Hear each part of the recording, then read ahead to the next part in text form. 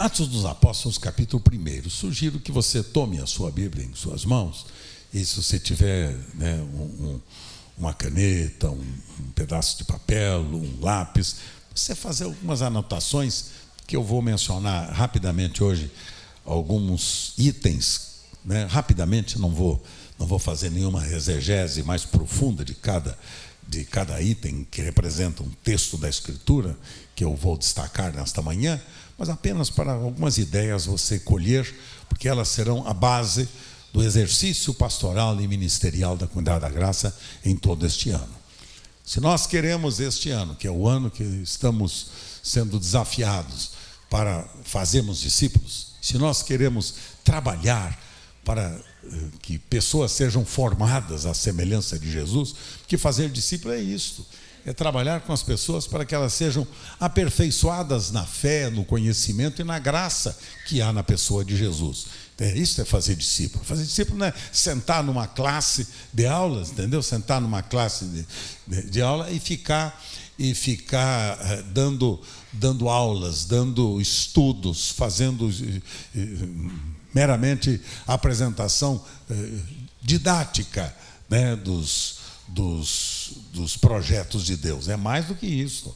É caminhar junto, é andar junto, é tornar-se amigo, é ser companheiro, é ter responsabilidade de cuidar, de servir, de amar as pessoas. Esta é a igreja do Senhor.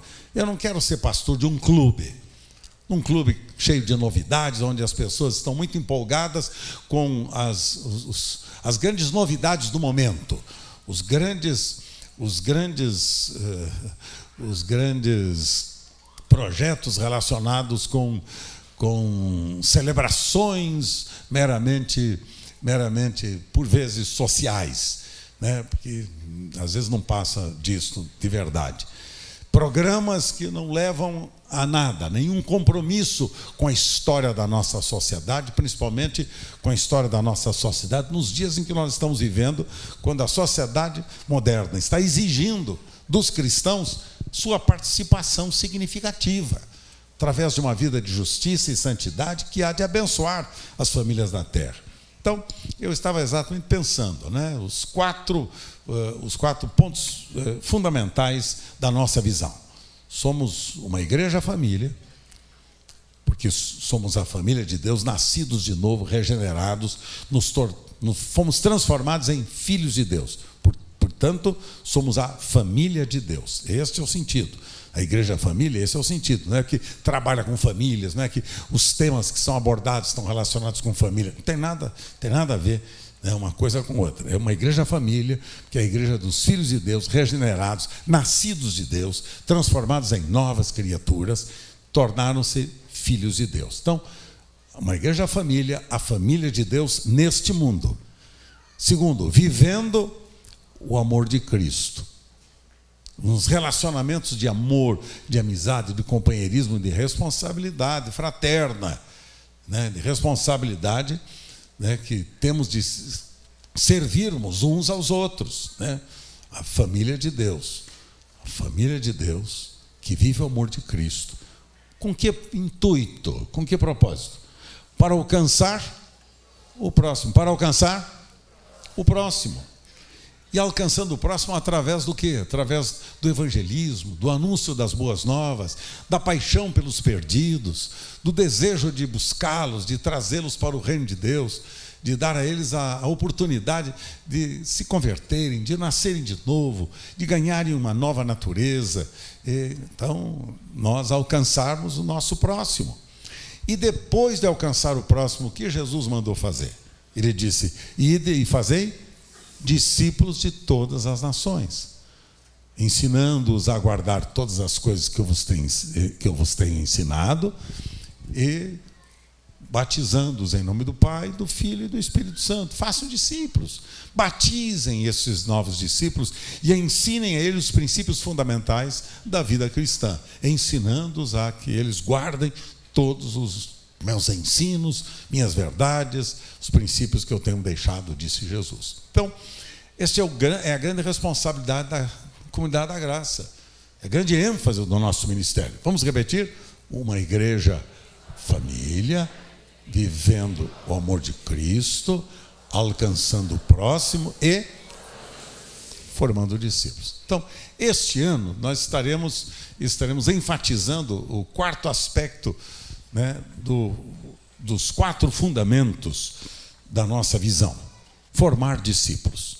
Eu vou precisar muito do trabalho de vocês, dos líderes de células, dos seus auxiliares e de cada um de vocês, cristãos mais maduros, que podem ajudar os cristãos mais novos a serem formados, a conhecerem a Deus, a sua palavra. É a responsabilidade nossa como igreja de Jesus. Tá? Deixa eu dizer uma coisa clara que eu sempre repito: nós não fomos chamados para nos transformar num clube de assistentes de cultos. Nós somos chamados para nos transformarmos em filhos de Deus, com a responsabilidade de continuar o trabalho do nosso irmão maior, que se chama Jesus. Somos os continuadores do ministério de Jesus, entendeu? Somos aqueles que dão continuidade ao ministério do nosso irmão mais velho, Jesus. Então, é a mesma função. O que é que Jesus fazia? Jesus servia, amava, cuidava, abençoava, libertava, curava, dava oportunidade das pessoas experimentarem o perdão, transformação, uma nova vida. É a nossa responsabilidade como seguidores de Jesus e como os continuadores do ministério que o nosso Pai um dia começou entre nós. Então, como é que nós vamos fazer este ministério? Vamos fazer como Jesus ensinou os seus discípulos a fazerem este ministério. Como é que nós podemos fazer discípulos? Como é que nós podemos pregar o evangelho a toda criatura? Como é que nós podemos viver em amor? Como é que nós vamos poder, como família de Deus, praticar os princípios, se não somos uma nova criatura, se não somos filhos de Deus ainda, se não fomos regenerados, se não nascemos de novo, se não vivemos uma vida nova e abundante? Como? Então o Senhor vem e nos ensina esses princípios, que eu vou rapidamente pautar algumas coisas entre vocês, depois vamos tomar a ceia juntos, mas é um assunto que neste mês de janeiro eu pretendo continuar falando com vocês, e junto com o pastor Ronaldo e os outros pastores que estarão aqui me ajudando também. Então, no livro de Atos dos Apóstolos, diz a Escritura que havia um grupo reunido. Veja lá, capítulo 1, verso 6, um grupo reunido, que reunidos perguntaram a Jesus: Senhor, será esse o tempo em que restaures o reino a Israel? Respondeu-lhes: não vos compete conhecer os tempos ou épocas que o Pai reservou pela sua exclusiva autoridade. Então não fiquem preocupados se o Senhor vem amanhã ou depois, o ano que vem, hoje à noite, de madrugada. Esse não é o assunto. O assunto é a gente viver na dimensão da vida cristã plena de Deus hoje. Eu me lembro de uma palavra de um amigo meu, o reverendo Juan Carlos Ortiz, lá de Buenos Aires, um amigo, que lhe dizia, quando perguntaram para ele: como é que é esse negócio, né? Cristo vem agora, vem antes da tribulação, depois da tribulação, como será a perseguição, e essas questões, né, dos últimos dias.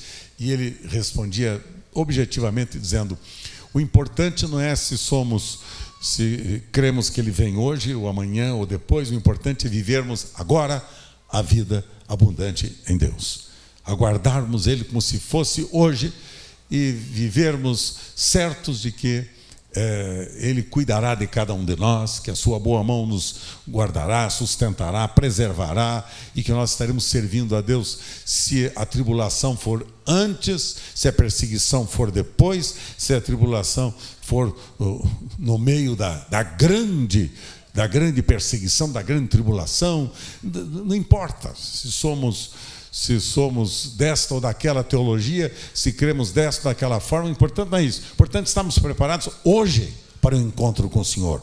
Porque o encontro com o Senhor independe disso. E agora mesmo, com 20 anos, 30 anos, 40 anos, você pode encontrar-se com o Senhor ainda hoje, ou não? Agora, pode ser agora mesmo. Tendo você 20 anos de idade, você pode hoje deixar de viver. Estará você preparado para o encontro com o Senhor? Ou você está preparando-se para saber se vem é antes do milênio, pós-milênio, no milênio, e se tem ou não tem, se vem perseguição, se o anticristo está chegando, não está chegando, se o anticristo é o Papa, não é o Papa, o que tem de bobagem no meio do caminho, o pessoal dizendo, vocês não podem imaginar. O Ortiz dizia, preparemo-nos para vivermos hoje com o Senhor. Se Ele nos chamar hoje, encontraremos com Ele hoje. Se Ele chamar amanhã, amanhã estaremos preparados. Se Ele nos chamar daqui a 20, 30 anos, estaremos preparados para o encontro com Ele. Isto que é importante, que estejamos prontos para o encontro com o Senhor agora. Então Jesus dizia, não se preocupe com esses assuntos agora. Tá, não compete para vocês conhecer tempo, épocas que o Pai reservou pela sua exclusiva autoridade. E agora, veja bem, verso 8. Mas recebereis o poder ao descer sobre vós o Espírito Santo, e sereis minhas testemunhas, tanto em Jerusalém, como em toda a Judéia e Samaria, e até os confins da terra. Dito estas palavras, foi Jesus elevado às alturas, à vista deles, e uma nuvem o encobriu dos seus olhos. E estando eles com os olhos fitos no céu, enquanto Jesus subia, eis que 2 varões, vestidos de branco, se puseram ao lado deles. E lhes disseram, varões galileus, por que estáis olhando para as alturas? Este Jesus, que dentre vós foi assunto ao céu, virá do modo como o vistes subir. Então, meus amados, Jesus estava dizendo, o negócio é o seguinte, pessoal, não fiquem preocupados com as épocas. Não fique preocupado com... Cremos que as evidências do fim estão aí diante de nós cada dia mais claras, mais patentes. Mas que a preocupação não seja de vocês é esta. Se o tempo é hoje, amanhã é depois. Se vem hoje ou amanhã, não me importa. Eu estou preparado para encontrar com o Senhor. Pastor, se eu tiver agora um colapso cardíaco. Legal, cara. Legal, porque pelo menos eu descanso no Senhor. Não vou ter mais nenhum susto, né? O meu coração vai estar tranquilo, paradinho, tranquilo, sem problema, porque tem vezes que o meu coração fica muito, muito apressado, bate demais, ansioso de ver vocês. Pensou que eu fosse dizer o quê? Então, queridos, Jesus disse, fica tranquilo, vou fazer uma coisa maravilhosa na vida de vocês. Mas vocês vão ter uma experiência linda quando recebereis o poder que há de vir sobre vós, e sereis minhas testemunhas, tanto em Jerusalém, quanto em toda a Judéia e Samaria e até os confins da terra. Vocês fiquem tranquilos, porque eu vou derramar sobre vocês uma porção nova do Espírito Santo que virá sobre vocês, e eu vou fazer de vocês minhas testemunhas. Não fazer de vocês os que dão testemunha, não tem nada a ver. São minhas testemunhas. Quem é testemunha? Testemunha é aquela que participou do fato, que conhece o fato, que viu o fato, que presenciou o fato e que experimentou o fato. Experimentou, por exemplo, está na rua, daqui a pouco um acidente de automóvel. Um vem da esquerda, outro vem da direita, batem, e você diz assim, pô, é verdade, aquele motorista da esquerda estava errado. Aí o policial diz, mas você viu? Você diz, sim, eu vi. Aquele ali que errou, porque ele veio com muita velocidade, bateu no outro. Você estava lá? Sim, eu estava lá, eu vi, eu presenciei tudo isso. Foi o que Jesus falou. Vocês vão testemunhar deste fato. Vocês vão testemunhar do fato maior da história, que Cristo vive e reina pelos séculos dos séculos sem fim, e que Cristo é a sua vida, porque você provou este fato. Ele fez de você uma nova criatura, Ele fez de você um novo homem, uma nova mulher, Ele deu a você um novo coração e uma nova mente, Ele encheu você com o Espírito Santo dele e fez de você uma testemunha poderosa nesses dias, para a glória do nome do nosso Senhor Jesus Cristo. A Ele a glória! A Ele a glória! Vós sereis minhas testemunhas. Agora veja bem, no capítulo 2, né, E isto estava reunido ali naquele lugar, em oração, eram 120 pessoas, 120 discípulos de Jesus reunidos ali, orando. E aí o que aconteceu? No capítulo 2, no verso de número 2, diz assim: ao cumprir-se, aliás, verso 1, capítulo 2, verso 1, ao cumprir-se o dia de Pentecostes, estavam todos reunidos aonde? No mesmo lugar, estava ali orando, a turma toda orando, buscando a Deus e tudo ali, com o coração aberto, e de repente veio do céu um som, como de um vento impetuoso, e o que aconteceu? E encheu toda a casa onde estava sentada, e apareceram distribuídos entre eles línguas como de fogo, e pousou uma sobre cada um deles. E o que é que aconteceu agora? Vamos ler todos juntos? E todos foram cheios do Espírito Santo e passaram a falar em línguas, segundo o Espírito lhes concedia que falassem. Olha que coisa extraordinária. Eles estavam ali reunidos, os 120, orando, buscando a Deus, com o coração aberto. Daqui a pouco soprou como que um vento impetuoso, que as pessoas ouviam a voz, ouviam aquele ruído do vento, como som de um vento impetuoso que soprou sobre cada um deles e encheu todo aquele lugar onde eles estavam reunidos. E então eles tiveram agora uma experiência fantástica. Eles foram cheios do Espírito Santo e começaram a falar em outras línguas, conforme o Espírito Santo lhes concedia que falassem. Ouça bem, o Espírito Santo veio e lhes dava agora uma nova língua, lhes dava agora um novo idioma. E enfim, em função daquele novo idioma, veja o que estava acontecendo. Verso 5. Estavam habitando em Jerusalém judeus, homens piedosos, vindos de todas as nações debaixo do céu, quando, pois, se fez ouvir aquela voz, e afluiu a multidão correu para lá para ouvir o que estava acontecendo, para ver o que estava acontecendo.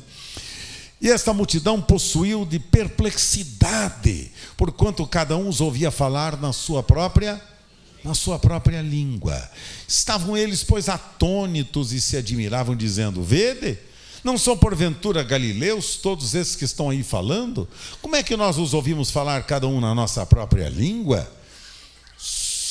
Somos partos, medos, elamitas e os naturais da Mesopotâmia, Judéia, Capadócia, Ponto e Ásia, da Frígia, Panfilha, do Egito, das regiões da Líbia, nas imediações de Cirene, e romanos que aqui residem, tanto judeus como prosélitos, cretenses e arábios. Como os ouvimos falar em nossas próprias línguas as grandezas de Deus. Todos atônitos e perplexos interpelavam uns aos outros, dizendo: que quer isto dizer? Que quer isso dizer? Todos começaram a perguntar: o que significa isso? O que quer isso dizer? E esta é a pergunta que eu vou deixar com vocês nesta manhã. O que quer isto dizer? Todo este evento fantástico do Espírito Santo, toda esta manifestação extraordinária do Espírito Santo entre aqueles 120 e agora aquela multidão que afluiu. O que é que aconteceu com eles quando derramou-se o Espírito Santo sobre eles? Sabe, até hoje há muitas lutas e dificuldades entre pentecostais, grupo pentecostal que crê no batismo com o Espírito Santo, e grupo tradicional que crê no batismo com o Espírito Santo também, mas que creem de maneira um pouco diferente do outro. Não vou entrar nessa questão nesta manhã. Mas uns creem que o batismo com o Espírito Santo foi dado em línguas poderosas, né? E outros creem que o batismo com o Espírito Santo foi através de uma real experiência que os discípulos e aquela multidão teve com a revelação da pessoa de Jesus. Então, eu fico entre as duas questões. Creio, sim, senhores, nas manifestações das diversidades de línguas. Neste caso, as línguas que o Espírito Santo concedia eram as línguas daqueles povos que eu li para vocês que estavam reunidos naquele lugar, das diversas nações. Eram judeus que vinham representando as diversas nações para aquela festa do Pentecostes, lá em Jerusalém. E eles estavam, em verdade, participando daquela festa quando ocorreu aquela experiência fantástica entre os discípulos de Jesus. E aqueles discípulos de Jesus, os 120, cheios do Espírito Santo, começaram a falar em outras línguas, línguas inteligíveis. Não eram as línguas estranhas que nós conhecemos lá do texto de Coríntios 12 e 14. Não, lá são os dons espirituais, é outra coisa. Neste aspecto aqui, eram línguas repartidas como que de fogo, que repousou sobre cada um deles, e veio sobre eles uma unção especial para que eles anunciassem as grandezas de Deus, como nós lemos agora, no idioma e na linguagem de todos aqueles que estavam reunidos ali em Jerusalém, naquele lugar. Ficaram eles estupefatos com aqueles discípulos de Jesus, que falavam agora com liberdade a linguagem dos partos, dos medos, dos elamitas, dos da Mesopotâmia, da Capadócia, do Ponto, da Frígia, da Panfilha, cretenses, arábios, enfim, toda aquela multidão que estava reunida. Então, havia uma manifestação extraordinária do Espírito Santo na vida dos discípulos de Jesus, para que eles fizessem o quê? Diz a Escritura que você leu comigo, que eles ficaram impressionados porque eles estavam falando nas próprias línguas deles das grandezas de Deus. Então deixa eu dizer uma coisa para vocês. Eu creio no dom de línguas, creio nas línguas extraordinárias do Espírito Santo, eu creio, sim, senhores. Mas nesse caso, o dom de línguas foi dado para que todos os discípulos de Jesus exaltassem as grandezas de Deus e falassem com aquele povo a respeito das grandezas de Deus, levassem aquele povo a uma experiência real com a verdade da bondade, da misericórdia, do favor de Deus na pessoa do seu Filho Jesus. Eram verdades, eram grandezas de Deus que exaltavam a Jesus, eram grandezas de Deus que revelavam o plano de salvação que Deus nosso Pai tinha para com toda a humanidade e que se manifestava ali naquele lugar.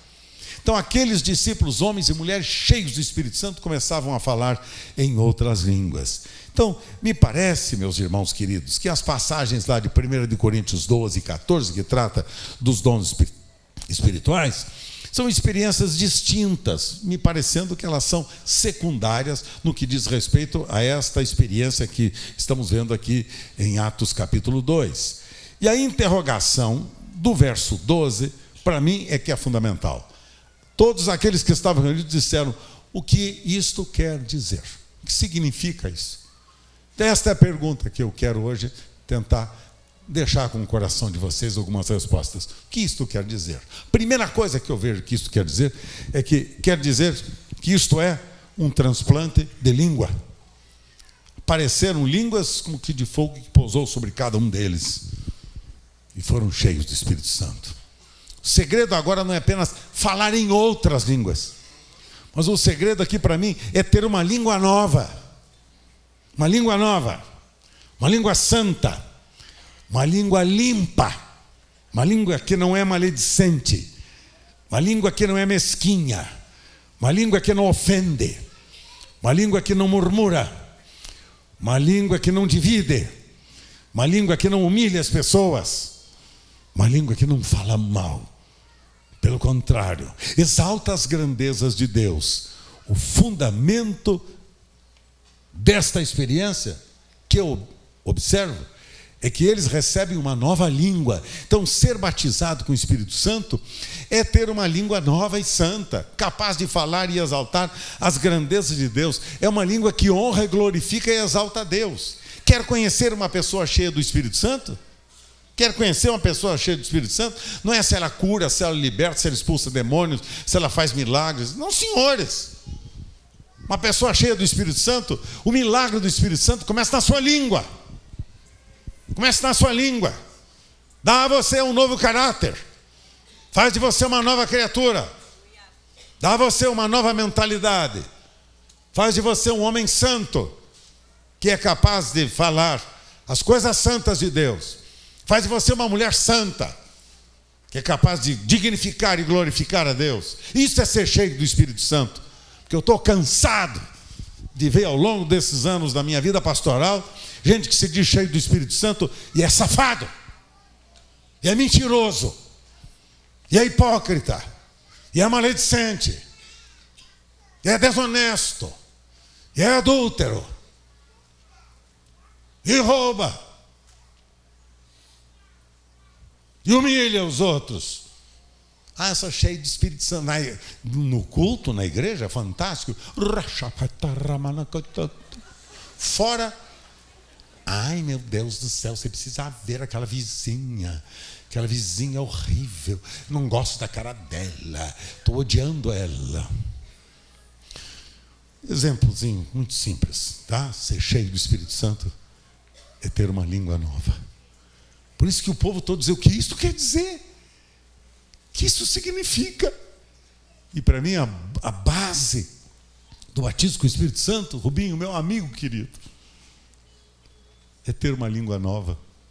Você conhece a pessoa cheia do Espírito Santo, que não tem tempo para falar mal da vida alheia, que não tem tempo para criticar ninguém, não tem tempo para falar mal do marido, da esposa, dos filhos, dos pais, dos amigos, dos irmãos.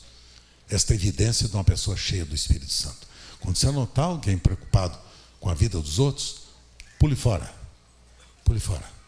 Porque esse do Espírito Santo não tem nada. Do espírito do diabo tem tudo.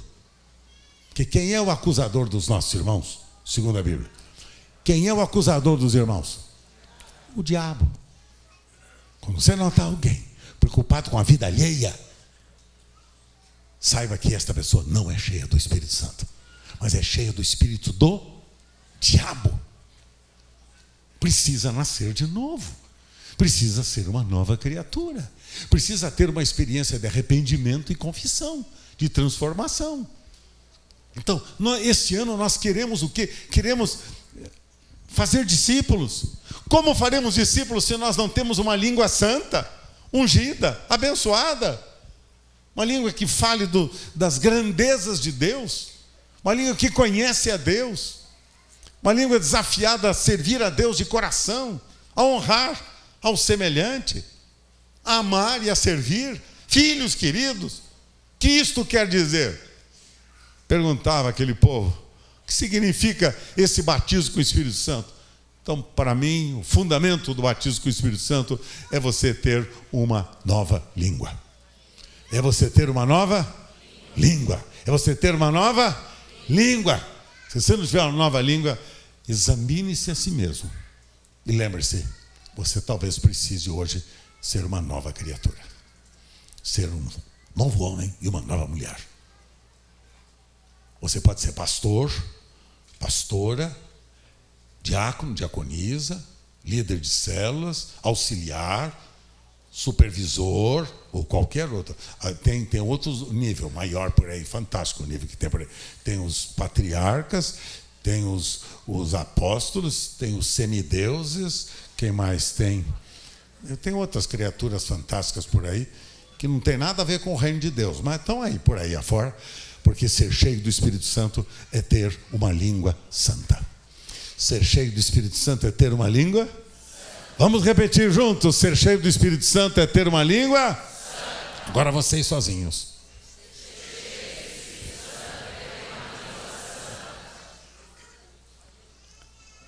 Fala com o seu irmão um pouquinho sobre isso. Fala com ele: quer ser cheio do Espírito Santo? Para de falar mal da vida alheia.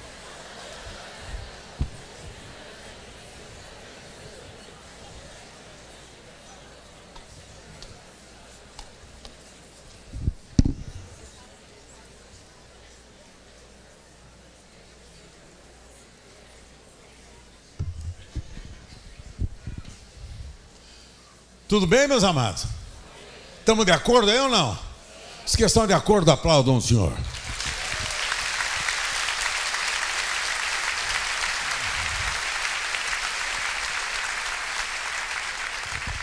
Isto é o quê? Isto é o quê? Transplante de língua. Ser cheio do Espírito Santo é você ter uma língua nova, transplantada.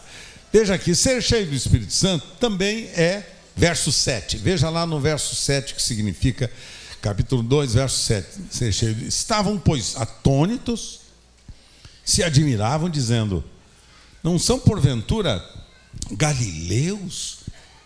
Essa gente simples que está falando aí, esses galileus, gente iletrada, não são eruditos, cultos, teólogos fantásticos, famosos, né? Não, e também não são os famosos gregos intelectuais da época. Não são porventura galileus os que estão aí falando? Por que eles pensavam assim? Galileus, porque eles imaginavam, estes são gente simples e gente despreparada, que está falando sobre coisas muito elevadas para eles, muito intelectualizadas, e portanto, eles eram menosprezados como rudes ignorantes, gente ignorante, por terem pouco espaço, pouca influência em Jerusalém, que era a sede da religião e da cultura dos judeus, né? E, portanto, pouca atenção se dava a gente simples assim. Muitas vezes nós somos tomados deste complexo de inferioridade e dizemos: mas eu não sou teólogo, eu não sou erudito, eu não sou intelectual, eu não tenho tanto preparo intelectual assim, como é que eu vou poder servir a Deus? Como você vai poder servir a Deus? E todos foram cheios do Espírito Santo. E agora ganharam a capacidade de servir a Deus com uma língua nova, a língua que o Espírito Santo concedia a cada um, para que as grandezas de Deus fossem destacadas e exaltadas. Através do conhecimento da Escritura, através do conhecimento da palavra de Deus, é lá que você vai ganhar a capacidade da erudição, capacidade de você exaltar a Deus, comunicando as verdades de Deus ao coração das pessoas que não conhecem a Deus, que não conhecem essa graça de Deus, que nunca experimentaram essa bondade de Deus, e que nós, simples, por mais simples que sejamos, mais despreparados que sejamos, temos a capacidade de servir e de honrar a Deus. O salmista dizia, em verdade, que ele era mais nobre e mais conhecedor do que qualquer outro, porque ele conhecia os segredos do coração de Deus, porque ele conhecia a palavra de Deus. O Salmo 119 é o salmo que exalta o conhecimento da palavra de Deus. E lá você vai encontrar a vida cristã ideal para cada um de nós que busca a sabedoria. Buscar sabedoria, buscar o conhecimento de Deus através da sua palavra. Errais, como bem mencionou o pastor Ronaldo hoje, errais porque não conheceis as Escrituras e nem o poder de Deus. Se nós não conhecemos as Escrituras, também não conhecemos o poder de Deus que foi derramado sobre todos aqueles que creram. E se não conhecemos as Escrituras, vamos falar sobre o quê? Da nossa vida, da nossa experiência, do seu passado, da sua... Isso tudo é muito bom, muito bom, talvez como referência de uma experiência que você teve com Deus. Mas o que edifica, que transforma, é a palavra de Deus. Por isso dizia o Salmo 107, verso 10, né? Enviou-lhes a sua palavra e os sarou, e os livrou do que lhes era mortal. O que produz conhecimento, sabedoria, é a palavra. Então, surge aqui na vida daqueles discípulos de Jesus, que estavam atemorizados até então, né, que estavam lá muito sentindo-se humilhados diante do quadro todo que se passava com a morte de Jesus ali, com a perseguição que estava sendo feita aos cristãos, e eles estavam intimidados com tudo aquilo. Chega agora uma estação da abundância de Deus na vida deles. Surge esta graça de Deus derramada sobre eles para saciar a fome e a sede, depois de um longo tempo de sufocante ansiedade que eles estavam vivendo. Vem o Espírito Santo e lhes dá uma nova língua, vem o Espírito Santo e lhes dá capacidade de testemunhar de Jesus, de ensinar a respeito de Jesus. Terceiro aspecto desta experiência real com o Espírito Santo. O verso 14, diz aqui a Escritura, verso 14, que levanta-se Pedro agora, com os 11, e erguendo a voz, adverte a todo aquele grupo, aquela multidão, nesses termos: varões judeus, todos os habitantes de Jerusalém, tomai conhecimento disto e atentai nas minhas palavras. Agora Pedro se levanta com impulso para testemunhar. Lembra de Pedro, que estava até então acovardado, negando o Senhor, dizendo que nem o conhecia? Lembra-se disto? Agora Pedro, cheio do Espírito Santo, se levanta e diz: não, senhores, varões, eu conheço alguém, eu sei quem ele é. Ele mudou minha vida, ele transformou-me a mim, e ele veio buscar e salvar todo aquele que crê. Eu sei que ele é o Todo-Poderoso, porque não há nenhum nome dado entre os homens pelo qual devamos ser salvos. Ele se levanta e anuncia a Jesus, e proclama Jesus. Quero dizer para vocês que a característica de um homem e de uma mulher cheio do Espírito Santo, aí está, tem ousadia para testemunhar de Jesus, porque conhece a Jesus. Cri, por isso falei, dizia o apóstolo São Paulo. Sabe quem ele é, provou da sua vida, provou da intimidade, da comunhão com ele, sabe quem ele é, tem o que falar dele.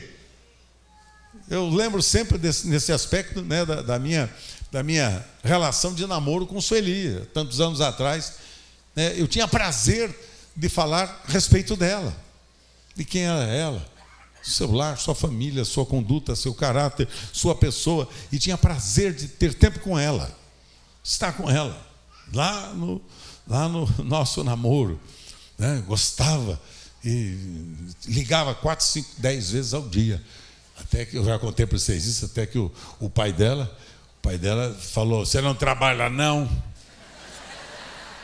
Fica só ligando para minha filha. Aí criei vergonha na cara, fui trabalhar, tá entendendo? Que quem não trabalha não coma, né? Eu fui trabalhar para poder sustentar a filha dele. Aí um dia eu vim lá, e aí, entendeu, Rubinho? Aí fui lá e resolvi o assunto sem problema nenhum. Mas eu tinha prazer de estar com a Sueli. Sabe por quê? Por causa do prazer que ela tinha de estar comigo. Você acha que ia ficar só eu, sozinho, nesse barco? A gente gostava de estar junto. Assim é a relação com o nosso Pai. Ele tem prazer de estar conosco, não tem? E o nosso prazer de estar com ele, qual é? Qual é? Qual é? Seu prazer de estar com ele, no altar dele, com a palavra dele. Às vezes calado. Essa semana que eu não vim a São Paulo, fiquei em casa, preparando as minhas coisas, organizando a minha vida para esse ano, né? Mas teve um dos dias que eu fiquei sozinho em casa. Eu fiquei lá no meu escritório sozinho. Posso contar uma coisa para vocês? Vou contar. Eu não orei. Não? O que o senhor fez? Nada. Nada. Não fiz nada. Fiquei sentado, a Bíblia aberta, e disse: Senhor, como eu te amo.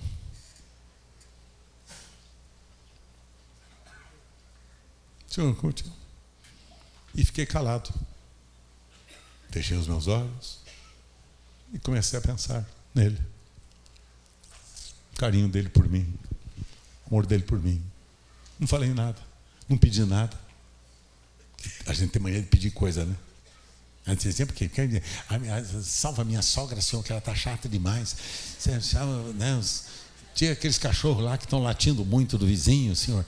Mata cada cachorro agora, Senhor. Vem um raio sobre aquele vizinho que eu não gosto da cara dele. Não é não? Sim, tá? Tem umas orações esquisitas, viu? Sabe o que é que eu fiz? Nada. Aí fiquei sentado ali no meu sofá, pensando. Comecei a chorar. Não dava ao meu coração uma alegria enorme. Não pedi nada. Só disse: obrigado, Pai. Não sei nem o que dizer. Vou dizer o quê? a não ser que eu te amo tanto, Pai. E foi assim, quando fui olhar no relógio, em quase 2 horas que eu havia estado ali, na presença dele, ouvindo ao meu coração a voz dele, ouvindo ao meu coração a voz dele, sem falar nada, sem pedir nada, sem ficar cantando, dançando, pulando, saltando. Pode até fazer isso se quiser. Eu não fiz. Parado.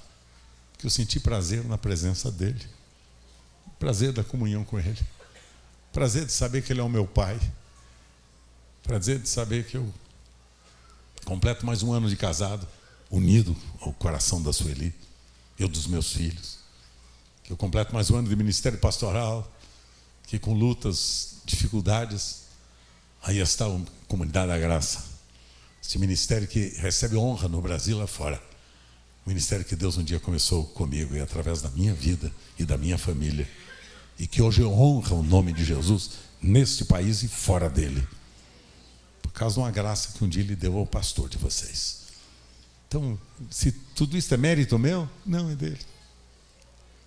Então, queridos, a intimidade com Deus, a pastora Sueli vai falar muito com vocês sobre esta questão, esse desafio, que é o meu desafio, que é o nosso desafio e que é o desafio desta comunidade. E que eu espero em Deus cumprir até os últimos dias da minha vida. Amém, queridos? Agora, eu não vou mais fazer os comentários dos textos, eu queria só que vocês colocassem para mim, a partir aqui do 4, né, do número 4, você põe para mim, filho querido, outra característica do Espírito Santo que encheu-nos com o seu poder. 4 itens. Vamos ler em voz alta?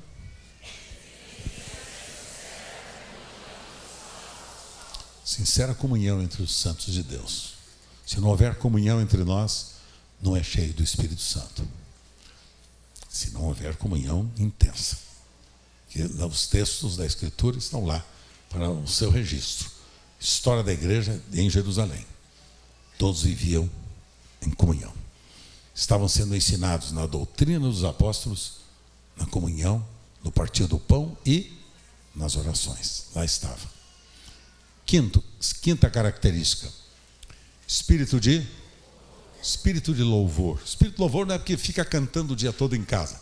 Você pode cantar o dia todo em casa e não está louvando a Deus coisa nenhuma. Espírito de louvor é com o coração tranquilo, às vezes calado. Você lembrar dos feitos poderosos do Senhor na sua vida, sua saúde, saúde da sua família, né? A graça que Ele lhe deu, o seu emprego, sua profissão, seus estudos, seu trabalho, enfim. Espírito de louvor. Sexto, que isto quer dizer?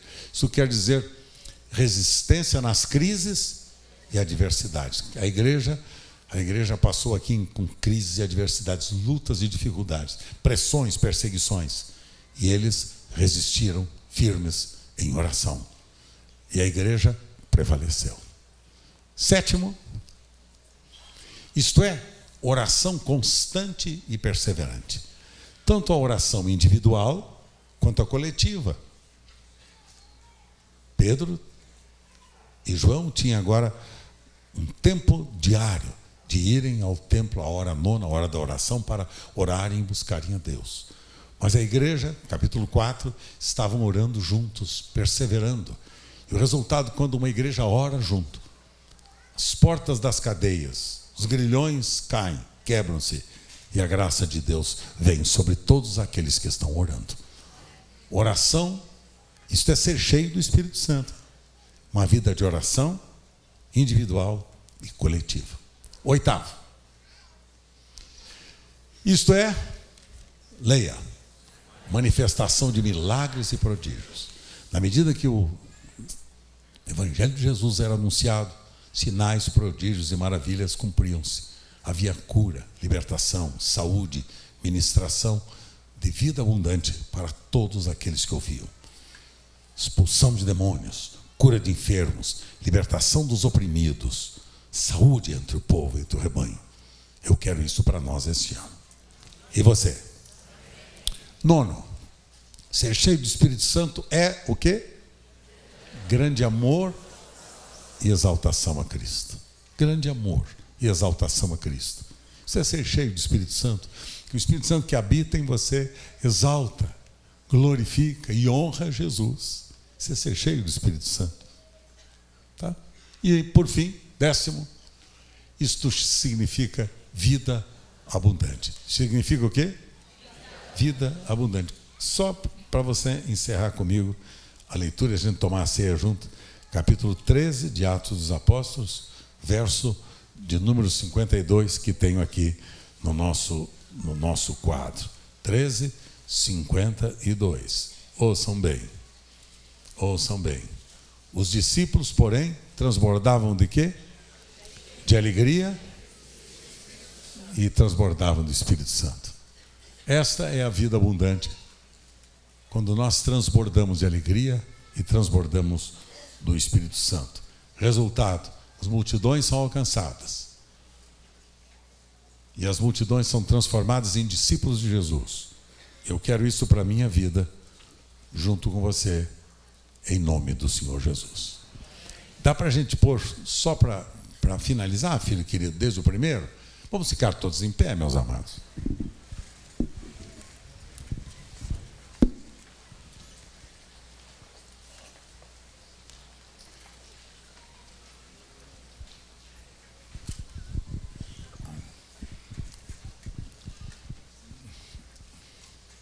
Não sei quem está controlando aí.